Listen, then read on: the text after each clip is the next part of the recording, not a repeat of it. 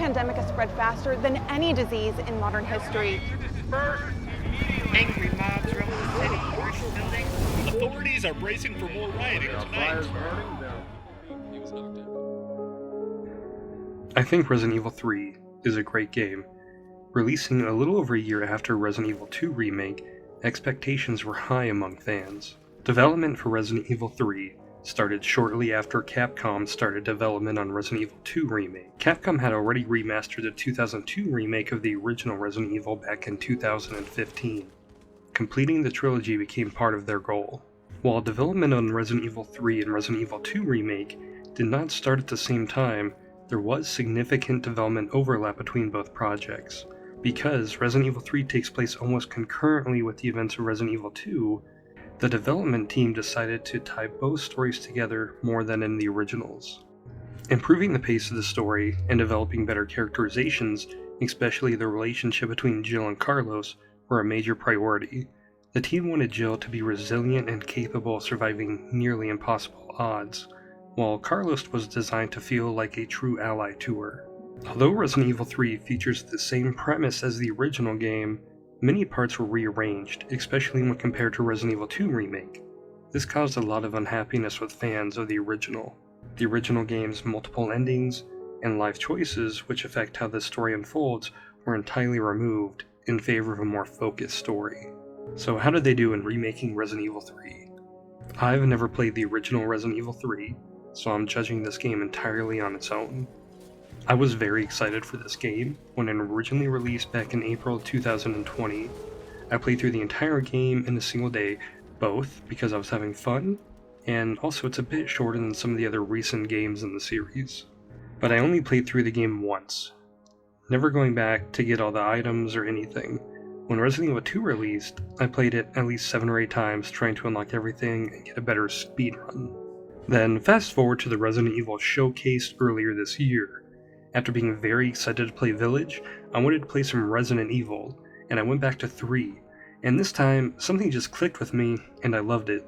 I unlocked everything, got every achievement, and even beat the game on Inferno difficulty, but to be fair, it's not that hard when you have an unlimited ammo rocket launcher. The opening is great. I liked reading the notes in Jill's apartment, talking about the events in Resident Evil 1, how they are unsure how the T-virus might affect them and if they were actually infected with it or not.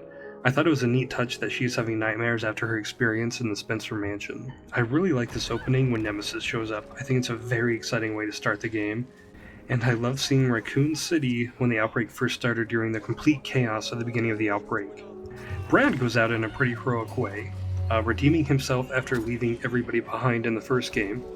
When we're introduced to Carlos, he probably gets the coolest character intro. Hey!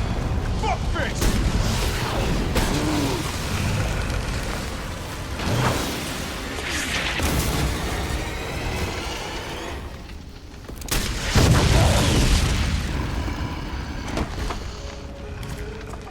The cast of characters in this game is really great, and the performances are stellar, especially the actor for Jill Valentine. Out of all the portrayals of Jill that I've seen over the years, this is by far the best. Unlike RE2, where the map sort of snaked in and around itself until you enter the nest, Resident Evil 3 has different areas, and then you move on to the next area. The first area is the Raccoon City streets, and I really love this part. The lighting and the graphics combine to make it one of the best looking cities in zombie outbreaks. Each area has its own secrets and collectibles, the city streets being the most expansive. The main human villain of this game is Nikolai. No, wait, please! What the fuck? He was infected. He might have been infected. Oh, stars, this soft. No wonder so many of you dead. And what are you, UBCS? Killing your own people? He would have turned. Where's your sense of self-preservation? While Nikolai's a bit of an asshole, he's not the only villain of the story. The main attraction here is Nemesis. Similar to Mr. X, he will stop at nothing to hunt you down, but he's much more aggressive, but he also only shows up in very specific sections in the game, and there are frequently parts of the game where you completely safe from him. The other enemies in the game are your standard zombies, zombie dogs, and this new Nemesis mutated zombie, and when you reach the hospital, you'll be introduced to the hunters. There's also this creepy bug that will, well, just watch.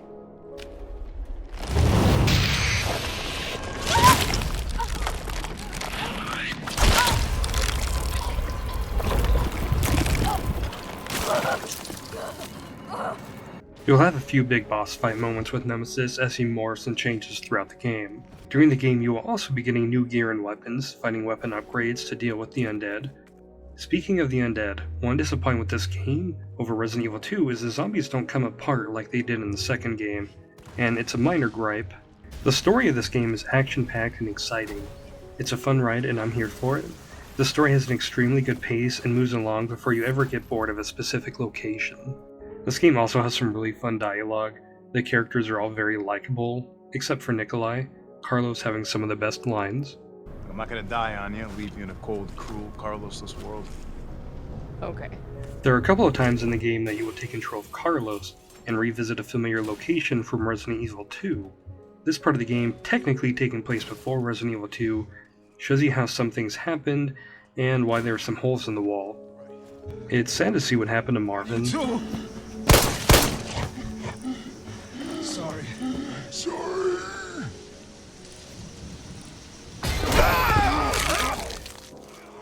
Seeing this really adds some depth to what he told Leon in Resident Evil 2. And don't make my mistake.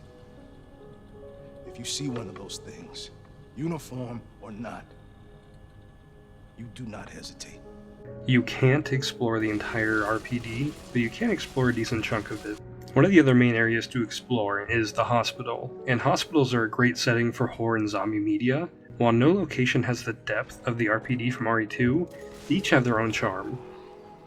The hospital has this really fun hold off the horde section that reminded me of the horde of people attacking Leon and Ashley in Resident Evil 4. The combat here is just really good as Resident Evil 2 and arguably better. This time around you get an awesome dodge move that you can perform. It's not overpowered though. If you don't pull it off perfectly, you'll get munched on by a zombie that you were trying to dodge. The last big section of the game is the Umbrella Labs underground, continuing the tradition of having a lab at the finale of a Resident Evil game. This is probably one of the more confined open areas of the game, and it's very quick to get through if you know what you're doing. The puzzles in this game aren't very difficult at all, and I'm not even a big fan of puzzles in games, but these ones they don't really make you stop and think. They're very simple. What will stop you is the final Nemesis boss fights, especially on Inferno difficulty. I had such a hard time doing it the first time, but when Jill gets the railgun, it's so badass. Come on! Next time, take the fucking hit!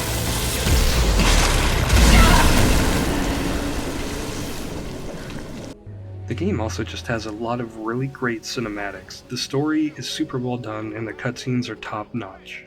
I watched a lot of reviews about this game, and while it seems that most people would agree that the gameplay is fun, a lot of people were disappointed about the increase in action in several locations from the original game being cut. I actually quite enjoyed the increase in action, and it really fits the story that they're trying to tell. From what I've heard, the original RE3 was more action-oriented also than its predecessors. So why can't this game be more action than Resident Evil 2? Just because it has a different approach, I don't think that makes it any better or worse. It's just different.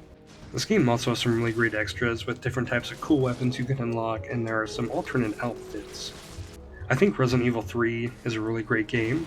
I think my thoughts on the game are higher because I never played the original. When they do a remake of Resident Evil 4, and if they were to cut out any of my favorite sections of the game, I'd be very upset too, so I totally understand where people are coming from when I hear that complaint. I just think there's so much good here. Amazing graphics, amazing gameplay, and amazing characters with a great story. What more could you ask for?